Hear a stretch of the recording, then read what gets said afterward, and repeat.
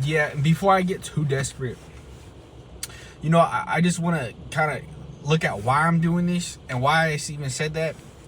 You know, it's because we need to be accountable as Christians, and I know a lot of these Christian media people are in the space because God let them there, and also they're a way for Christians to go inside of media and do things, and that's kind of being blown out of proportion with the media part and the personality part, rather than they never fully establish why God's laws are there or why they even follow God's laws in the first place. And there's a big hypocritical side, and I think that comes with naiveness, but the opposite, people are taking advantage of there not being any direct principles or not acknowledging certain things first.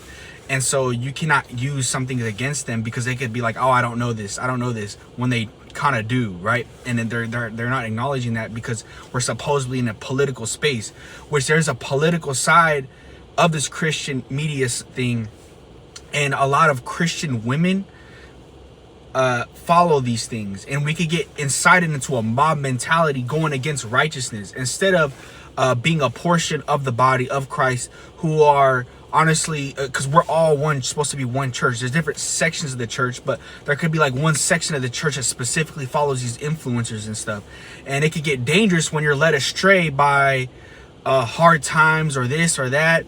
And we need to be grounded in faith. And the Bible clearly says that, not to go against widows for a reason, right? That's like almost like, well, I assume it because they're vulnerable. Like the way it talks about it from my perspective is like they're vulnerable, and it says that, right? Defend the widows, right?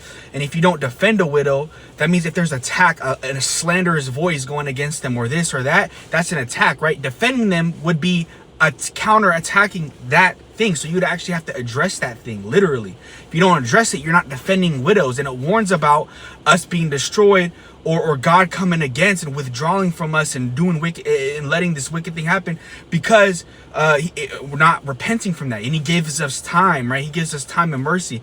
And these are big situations over time of people continuously doing it. This isn't someone mistakenly doing it or doing it over time. This is a whole group of people, a whole situation, and a whole groups of sections of churches.